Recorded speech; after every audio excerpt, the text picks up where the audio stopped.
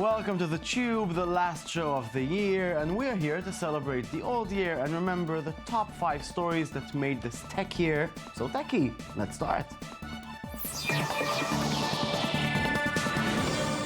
With me in the studio are Yaron Tenbrink and Shai Ringel. Thank you for being here. Thank you. Shai, let's start with you. Okay, we'll start with Microsoft. Microsoft had a really big year. They launched the Windows 10, they launched new Windows Phone, and they tried to be back into the game, especially with Windows 10, and they kind of succeeded. They still have a lot of ahead to them, but it was a big year. Let's remember their ad. Let's. Let's tell the world all the things we've done. Falling in love in the setting sun. Imagine, these kids won't have to remember passwords or obsess about security. For them, every screen is meant to be touched, and web pages are meant to be scribbled on and shared. They'll expect their devices to listen to them and talk and sing, tell a funny joke. And as they grow and get better at things, their technology will too. They'll do things their parents never even dreamed of. Because these kids will grow up with Windows 10. The future starts now. For all of us. Get started today.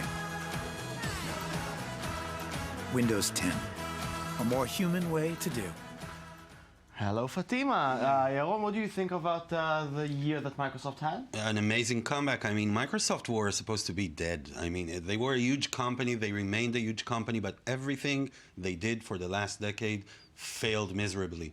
And now with Windows 10, it's a great success. The HoloLens is highly anticipated, and they seem to be really back on track, which is a very good thing because we don't want to live in a universe where there's only Apple. No, we don't. And Shai, let's imagine together what's up next year for Microsoft. HoloLens will be the next big launch, and they need it to succeed, and they need people to be really impressed by not just only the software, but also the hardware, the very next generation hardware. So let's gamble. Do you think the HoloLens is going to be a success? I hope so. I think so. You hope so, you think so? Yep. What do you think and hope so? It will take some time. Yeah, I think so too. I think that it's good on paper. It's really good in edited YouTube videos. Yeah. But the product itself, it's going to take a while until it's going to be the way we want it to be. Because our imagination is already very fertile. That's true. That is true. Yaron, what's up with you? I love this story. I love it. It's Apple Watch. And you know, last year, when we wrapped up the year, we talked about next year being the year of the wearable. Wearable tech will conquer the world. Everybody will wear their tech and we'll have smartwatches. Finally. And we continued asking, why do we need a smartwatch? And up until now, we haven't got a good answer for that. We simply don't need a smartwatch. And, you know, there are some people saying that the Apple Watch is a miserable failure. Some say that it's actually a mild success, but Apple doesn't want mild successes. It wants huge game-changing hits. It wanted the iPhone, the iPad, and then the smartwatch, the Apple Watch, and that did not happen. Let's watch the video and then we can say something else about it. Maybe. Yes, we will.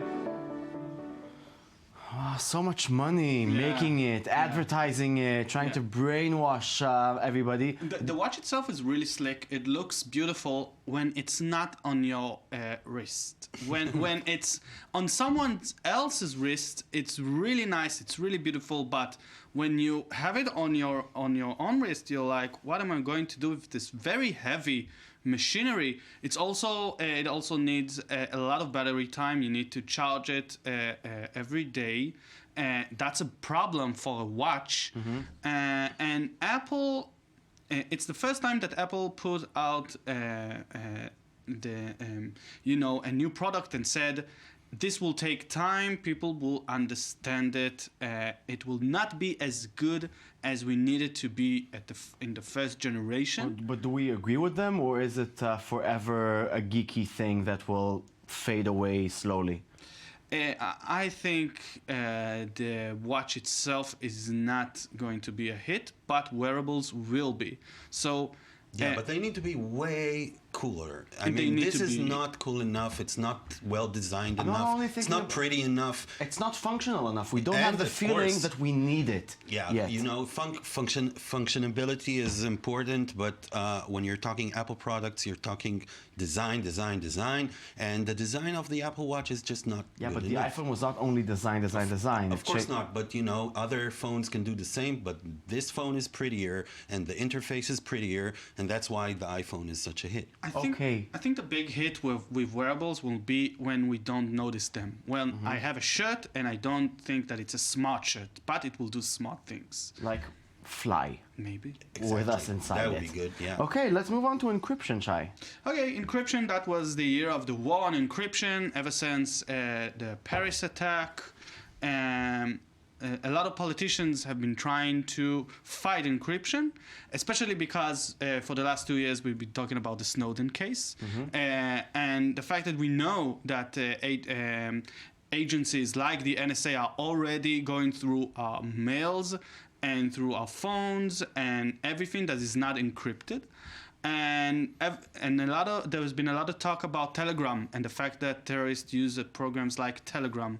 Hillary Clinton talked about the fact that maybe backdoor is not the right door, and Donald Trump said we need to close parts of the internet.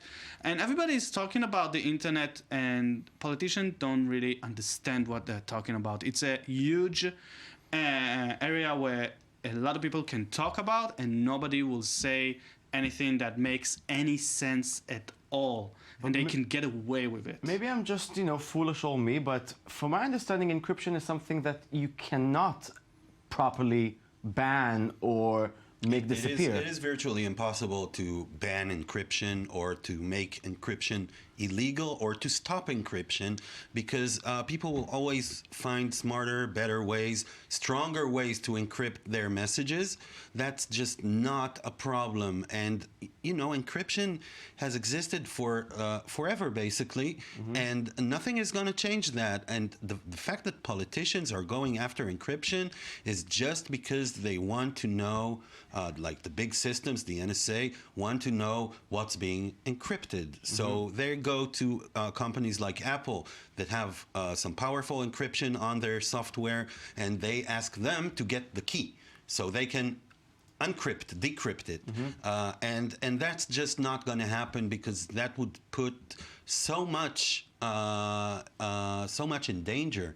Whole projects that are being developed in the computer world, in the tech world, in the science world, it's all based on encryption and the fact that very few people can access the information. Once the keys are out, then people can grab the keys, find different ways to get them. This will just make utter and total chaos everywhere. And the fact that it doesn't make any technological sense what they're saying, which is very worrying, because tech is becoming more and more important in our lives, and politicians just don't understand tech at all.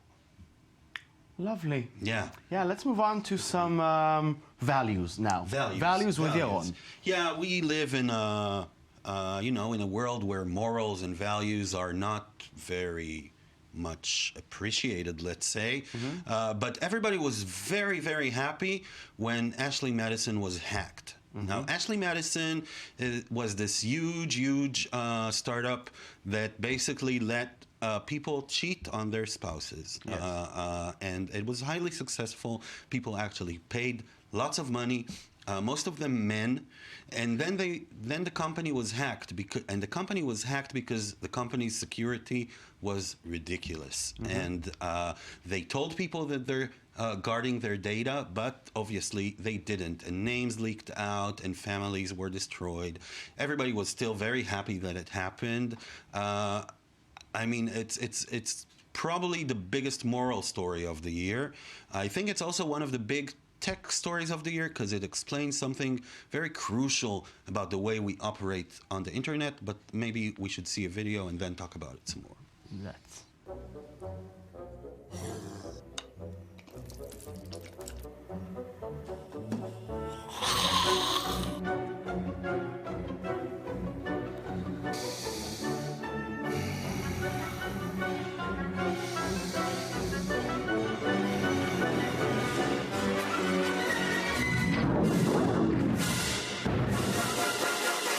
AshleyMadison.com, bringing your marriage back to life. This story is amazing, mostly because you understand that people gave their very valuable information over to this very dodgy website. Ashley Madison succeeded in convincing people to give them information, and when you give information to Ashley Madison, you're saying, "Hey, I want to cheat on my spouse," and that's a very valuable information, and people can use it against you, and it just demonstrates how we don't understand that when you give your information on the internet, it's not just saying, "Okay, privacy, I don't have anything to hide." You need your privacy, and you need to think about what information you give, and not just to any website. And Ashley Madison, it's not that the website itself looked very secured. It didn't look like something very techy. It looked just like another website, but just the promise that you will get something out of it, and that something is sex. Managed to bring people to do this very idiotic thing and give the very valuable information to a problematic company. Yeah, I have to say that from my point of view, this story was a bit like Bug 2000. That was the name of the... Yeah? Lots of talk before that it's going to happen. Then it happened, and the world continues, and people are indifferent. And I think that no matter how big the story is, the way people act online is not going to change. I think people will after this story, at least for a few months, will think twice before they give all their personal details. Exactly, before they give, and they're going to give. I'm not sure. Okay. I think this is out of the window now. This won't happen again. Yeah, we'll wait and see. Okay, let's move on to our last subject, Shai. Streaming music, it was a big year for Spotify, for Tidal. Apple Music was introduced, so Apple is now in the game. New players, old players, and especially one, Adele. Adele decided not to put her album not on Apple Music or not on Spotify, not anywhere. You need to go to a physical store and buy the disc or the vinyl. You can buy it on iTunes. And you can buy it on iTunes, but a lot of people went to physical stores, and suddenly people remembered that there is such a thing as a store for music, and just for Adele. Adele sold millions of copies, of physical copies. We're not talking about the iTunes copies. So that was a big hit for the streaming business. But streaming music is becoming the biggest revenue for the music industry as a whole. And Spotify is leading still. And Apple Music now has millions of subscribers. So and the Beatles are now on Spotify and Tidal and every other streaming music service. So if we take we have the artists and the customers and the streaming services and the record companies and YouTube and such, who's the winner?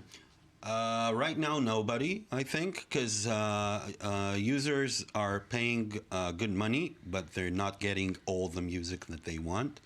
Artists are not being compensated well enough for their music being streamed.